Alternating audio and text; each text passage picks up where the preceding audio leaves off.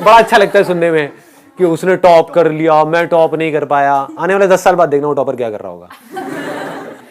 ऐसे मैंने बहुत लोग देखे हैं जिनके बहुत अच्छे नंबर आए और वो आज धक्के खा रहे हैं, और ऐसे बहुत लोग देखे हैं जो मीडियोकर थे कॉलेजेस में, इधर उधर ये वो, और आज बहुत अच्छी जगह पर बहुत अच्छा कर रहे हैं। समझ रहे हो? तो इन लोगों से आप सीख सकते हो कि इसका मतलब नंबर ही सब कुछ नहीं है। अभी हमारा दिमाग ऐसे ही चलता है, marks marks marks marks marks, marks ही सब कुछ नहीं है, उसके साथ में और भी बहुत कुछ चाहिए। एक एटीट्यूड भी चाहिए, एक पर्सनालिटी चाहिए, राइट फ्रेम ऑफ माइंड चाहिए। टीम वर्क का मतलब हमको समझ आना चाहिए कि हम जा करके किस तरह से लोगों के साथ में एक हो जाएं। नहीं तो अगर आप बहुत बड़े स्टार भी हो, स्टार मतलब कि पता नहीं क्या आपने कॉलेज में टॉप करके आए हो और एक कंपनी में चले गए अपनी उस ईगो को लेकर के कि मैं स्टार हूं, ये हूं, 1 महीने में निकाल देंगे आपको कंपनी से। किसी को स्टार नहीं चाहिए। I can tell about things from the other perspective also because I am the CEO of my company, so I know how I take decisions. मुझे पता है किसी भी कंपनी को कोई स्टार प्लेयर नहीं चाहिए। जैसे इंडियन क्रिकेट टीम है, उसमें क्या चाहिए? एक स्टार प्लेयर चाहिए या एक टीम प्लेयर चाहिए? बस। टीम प्लेयर कैसे बनते हैं कभी सोचा है? आप अगर एक टीम प्लेयर बन गए तो लाइफ में बहुत आगे तक जा सकते हो, इसमें कोई डाउट तो नहीं है। तो अब टीम प्लेयर कैसे बनोगे? By covering others' weakness by our strength. One is that, right? And second is, ये मैं कुछ कर नहीं रहा हूँ, माइक की वजह से हो रहा है। आप लोग बाहर जा करके पता नहीं अफवाहें फैला दो फेसबुक पर, संदीप पता नहीं क्या खाता है, समझ नहीं आता है।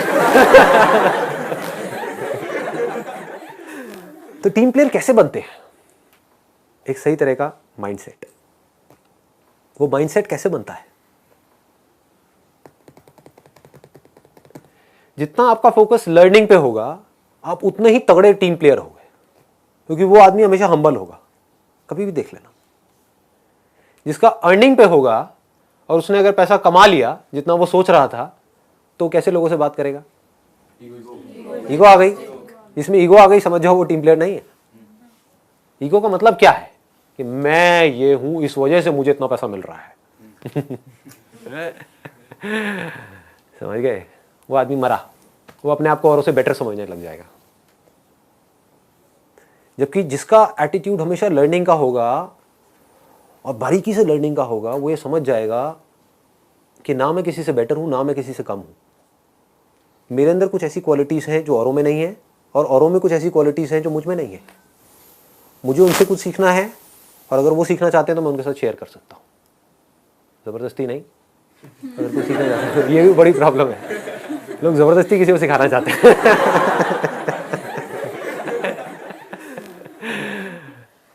हाँ, समझ में आ रहा है? कॉम्प्लिकेटेड हो रहा है? समझ में आ रहा है ना? ठीक है। कुछ भी ना समझ में आए तो मेरे को बता देना, मैं वहीं रुक करके उसको सिंप्लीफाई कर दूंगा। जिसमें लर्निंग एटीट्यूड होगा, वो हमेशा सबसे, अपने से ऊपर वालों से भी और अपने से नीचे वालों से भी कुछ ना कुछ सीखने की कोशिश करेगा। ऐसे लोग बड़े अच्छे लगते हैं लोगों को। खुद गलती भी कर देगा, यानी कि अगर अपने से जो नीचे जो लोग हैं कंपनी में, उनको कभी गलत तरीके से बात करी तो उसको खुद को रियलाइज होगा कि नहीं, मैंने ये गलत किया, क्योंकि वो सीख रहा है।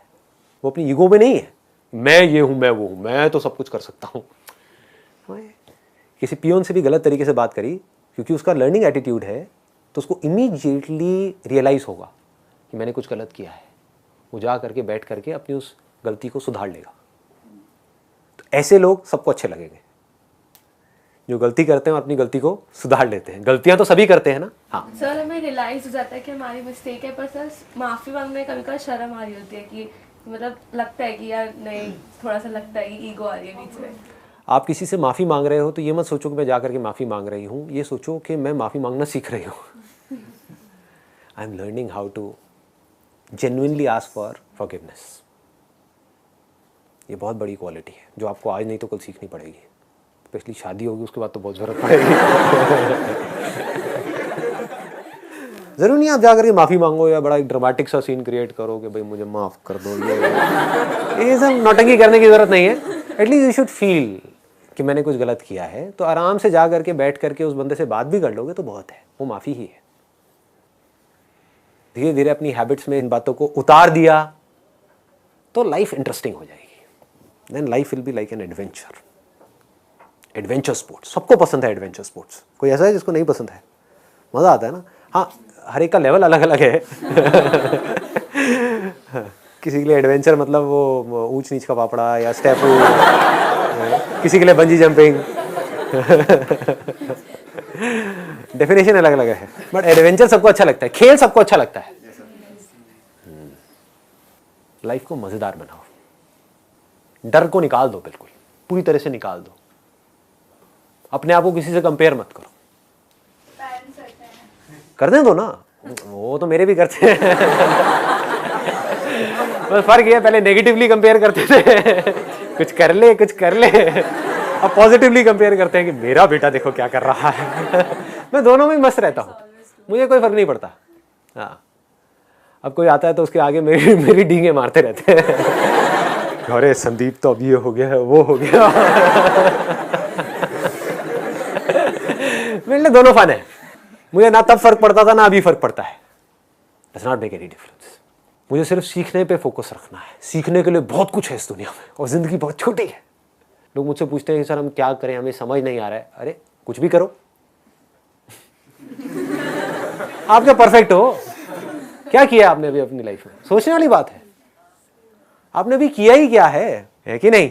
अब मुझसे पूछोगे कि भाई आपके लिए करने के लिए क्या है, तो मुझे फिर भी एक बार को सोचना पड़ेगा। मैं कहूँगा हाँ मैंने ये सब तो कर लिया, अब क्या रह गया करने को। तो फिर भी मैं सोच करके आपको बोलूंगा कि हाँ ये 50 चीजें रह गई हैं। आपके पास तो लाखों चीजें हैं। कुछ ना कुछ करते रहो। दिमाग ये लगाओ कि कैसे मैं अपने आप को बेटर बनाऊं, कल से बेटर हुआ मैं। हाँ हुआ, बढ़िया है। कल से मैं और ज़्यादा मैच्योर हुआ, कल से मैं और ज़्यादा वाइज हुआ, कल से मैं और ज़्यादा स्ट्रांग हुआ अंदर से। क्या मैं प्रॉब्लम्स को फेस कर पा रहा हूँ? बढ़िया है। तो सर इसका मतलब जो कंपटीशन है वो अपने आप से करो, बस यही एक चीज़ है जिसको हमको समझना है। अपने आप से कॉम्पीट करते चले जाओ, वहां पे कोई रिस्क नहीं है। हारे तब भी आपकी जीत है, जीते तब भी आपकी जीत है। हार है ही नहीं ना।